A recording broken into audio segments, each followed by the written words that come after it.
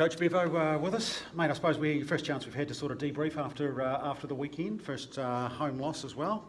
Withering comeback, but then not quite getting it done in overtime. Well, what have you sort of reflected on this week after that? Positives and negatives. You always got to look at the I'm very honest and with all appraisals and stuff like that. I loved the fight back. That was special, because if we didn't do that, I would have been really cranky. We weren't ready to play. And that's one of the things, is we've been playing exceptionally well, very switched on, playing great basketball, and I think at times you read your own press and you get ahead of yourself, and everybody pumps yourself up, and right now this is the pointy end of the season where there's 3 or 4 teams that are vying for that 4th spot, and Auckland was one of them. And we flagged it the whole week that they're an extremely talented, dangerous team, particularly with Vodanovic coming back into the team. And he came out and kicked our ass. So that was a very disappointing approach to the game, that we thought we were just going to win because we're at home. So we've reflected on that.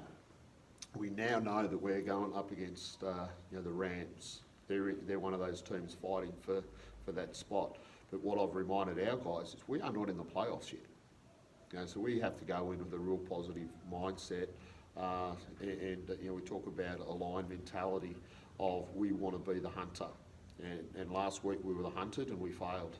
So we've got to be really switched on, because this week is a huge, huge week for us. The big question coming out of it obviously was Courtney Belger and that injury that he sustained in the 3rd quarter. He's bounced back pretty well, which is the great news, right? Yeah, it was at the time. Like, we didn't know if it was his ankle, his Achilles, his knee, or anything like that. But fortunately, it was an ankle strain. So he's so diligent. He's one of the ultimate professionals. He was up all night icing it and elevating it and resting it, and did everything he can. And we've got great staff. Sprudy's done a great job every day, rehabbing and stuff like that. So he did train yesterday for the session, full session today. So he's definitely playing. Nice, that is great news. And of the challenge that you've got, because this is a big weekend really when you look at it, isn't it? As you say, last away game against the Rams on Friday night, and then the not small issue of the Hawks coming to town on Sunday, eh? Yeah, exactly. The Hawks on paper have got one of the strongest rosters. They're deep. They're very, very deep, and they sub NBL players into the game. As simple as that, and Australian NBL players rather, and they're playing really well. And they are definitely going to be a playoff team. There's no doubt, and they're coming here to spoil our parade.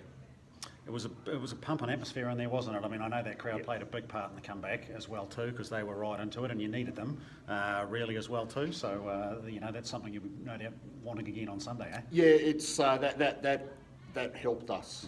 There's no doubt. Well, we were in a hole. I said we were, just weren't ready to play. We were on the back foot, getting punched and stuff like that. And we were down by 14 at one stage, but then all of a sudden, we make a comeback, and that was one of the loudest crowds that I've ever heard. I've been in a lot of places and stuff like that, but the atmosphere was just unbelievable.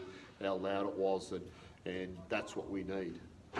We have been playing well, and right now, just because we lost that one game in OT, I'm not happy.